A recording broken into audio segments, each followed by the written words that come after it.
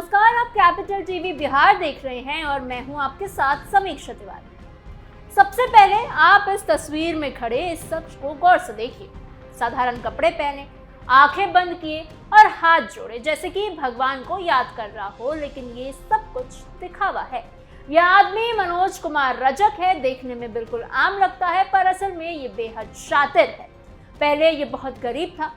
Engineering पढ़ने के लिए सिर्फ 85,000 रुपयों का कर्ज लिया था, लेकिन आज हालात कुछ और है। बिहार, बंगाल और नेपाल में इसने करोड़ों रुपयों की संपत्ति बना ली है। घर, जमीन, गाड़ियां, सब कुछ। अब सवाल यह है कि इतनी कमाई हुई कैसे। केंद्रीय जांच एजेंसियां अब इसकी पोल खोलने जा रही है। बिहार की एजेंसी इंटरपोल की मदद लेकर मनोज रजक के पूरे कांड सामने लाने वाली है। ईओयू ने इस पूरी गहरी छानबीन की है और घूसखोरी, रिश्वत और गलत तरीकों से पैसे कमाने के सारे राज अब खुलने वाले हैं। आज की स्पेशल स्टोरी में हम आपको बताएंगे गरीब घर से आने वाले मनोज रजक ने किस तरह करोड़ों रुपयों की संपत्ति जुटाई।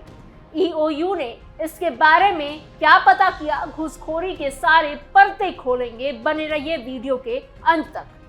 गरीब इंजीनियर या करोड़पति भ्रष्टाचारी, बिहार से नेपाल तक काला धन फैला। मनोज कुमार रजक नाम का ये शख्स north Bihar power distribution company limited में एग्जीक्यूटिव इंजीनियर है। अभी इसकी पोस्टिंग मधुबनी जिले के जयनगर में है। देखने में ये बिल्कुल साधारण इंसान लगता है, लेकिन इसके पीछे की कहानी बहुत बड़ी है। मनोज पहले बहुत गरीब परिवार से था। इंजीनियरिंग की पढ़ाई करने के लिए इसके पास पैसे नहीं थे, इसलिए इसे 85,000 रुपए का कर्ज लेना पड़ा। 2009 में सरकारी नौकरी लगने के बाद धीरे धीरे उस कर्ज को चुकाया, लेकिन नौकरी लगे करीब 17 साल में ही इसने करोड़ों रुपयों की संपत्ति जमा कर ली है। अब इसकी कहानी सुनकर हैरानी होती है। पहले घर में इतनी तंगी थी कि पढ़ाई के लिए कर्ज लेना पड़ा, लेकिन आज मनोज बिहार, बंगाल और नेपाल तक में करोड़ों की प्रॉपर्टी का मालिक बन बैठा है। जांच एजेंसियों को शक है कि ये सब पैसा सही तरीके से नहीं कमाया गया, इसलिए बिहार पुलिस की आर्थिक अपराध इकाई यानी ईओयू ने इसकी पूरी जांच शुरू कर दी है। ईओयू ने बिजली विभाग से मनोज के पूरे कामकाज का ब्यौरा मांगा था। पूछा गया है कि हाल ही के दिनों में इसने कौन कौन से बड़े फैसले लिए, पूरे करियर में कहां कहां पोस्टिंग रही और किस पद पर काम किया। सरकार को दी गई अपनी संपत्ति की जानकारी में भी मनोज ने बहुत कुछ छिपाया। ईओयू को मनोज की काली कमाई के बारे में सूचना मिली तो एडीजी नैयर हसनैन खान ने एक टीम बनाई। टीम ने अंदरूनी तरीके से मनोज की सारी डिटेल्स निकाल ली, सूत्रों से मिली बातों को पक्का किया। जब बात सही निकली तो 16 मार्च 2026 को पटना में ईओयू ने प्रिवेंशन ऑफ करप्शन एक्ट की धाराओं के तहत एफआईआर दर्ज की। इसके बाद 17 मार्च को मनोज के 7 ठिकानों पर छापेमारी की गई।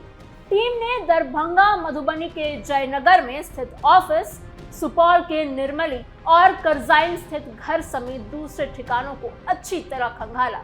छापेमारी में मनोज की करीब 3 करोड़ रुपए की संपत्ति का पता चला।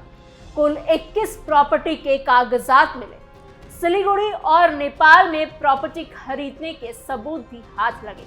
अब नेपाल में मनोज ने कितनी संपत्ति बनाई है, इसकी जांच के लिए ईओयू सीबीआई के जरिए इंटरपोल की मदद ले रही है। ईओयू ये पता करना चाहती है कि नेपाल में खरीदी गई प्रॉपर्टी की वैल्यू आखिर क्या है। इस मामले में गहराई से जांच के लिए इनकम टैक्स डिपार्टमेंट और मिनिस्ट्री ऑफ कॉर्पोरेट अफेयर्स से भी संपर्क किया गया है। ईओयू को शक है कि काली कमाई को छिपाने में मनी लॉन्ड्रिंग हुई है। इसे पक्का करने के लिए जांच टीम कई पॉइंट्स पर काम कर रही है और ठोस सबूत जुटाने की कोशिश भी की जा रही है। अगर मनी लॉन्ड्रिंग साबित हुई तो ईडी की एंट्री हो जाएगी और अलग केस दर्ज किया जाएगा और ईडी उसके तहत जांच शुरू कर देगी। अब जानिए कि मनोज रजक ने पैसे कमाए कैसे।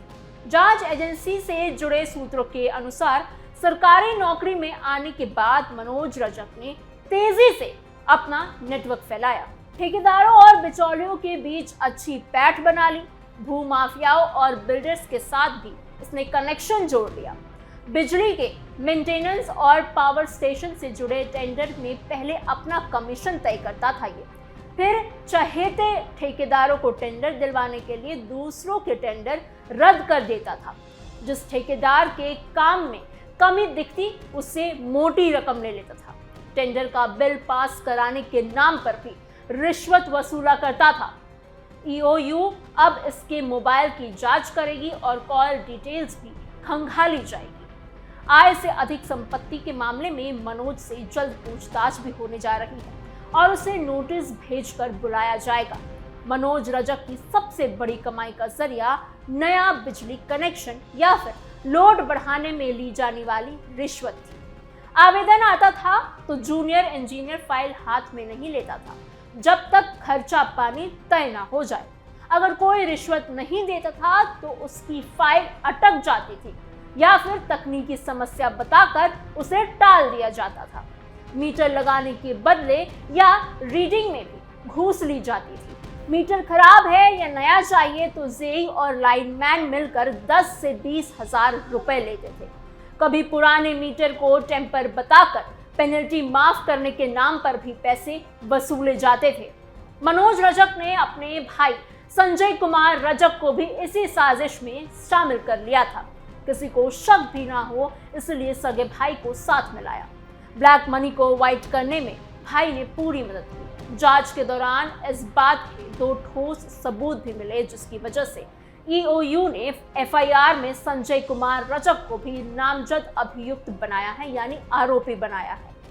पहला मामला है 2018 में गैस एजेंसी के लिए मनोज ने भाई संजय कुमार रजक के नाम पर निर्मली में जमीन खरीदी थी।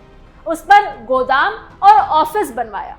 फिर 2019 में उस जमीन को मनोज ने अपने नाम ट्रांसफर करवा लिया।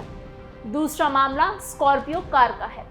संजय के नाम पर मनोज ने एक स्कॉर्पियो खरीदी थी और सरकारी काम में इस गाड़ी का इस्तेमाल दिखाकर बिल बनवाता था और पैसे लेता था।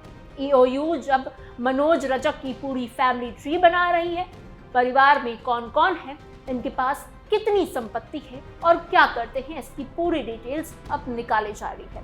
मनोज ने परिवार के केस सदस्य के नाम पर कितनी अचल और चल संपत्ति जुटाई, इसकी जांच हो रही है।